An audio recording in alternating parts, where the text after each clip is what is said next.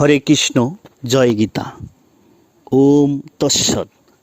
সনাতনী পরম্পরা জাগরণে সহস্রাধিক কণ্ঠে পবিত্র শ্রীমদ্ভগবদ্গীতা পাঠ অনুষ্ঠিত হতে যাচ্ছে আগামী ৩রা পৌষ ১৪৩২ বঙ্গাব্দ ১৯ ডিসেম্বর ২০২৫ খ্রিস্টাব্দ রোজ শুক্রবার।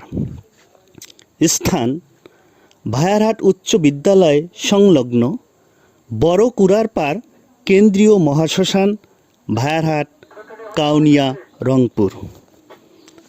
আপনিও শ্রীমদ্ভগবদ্গীতা পাঠ করতে চাইলে কমেন্ট বা ডিসক্রিপশন বক্স থেকে আবেদন ফর্ম সংগ্রহ করে ফর্মে দেওয়া নম্বরে যোগাযোগ করুন।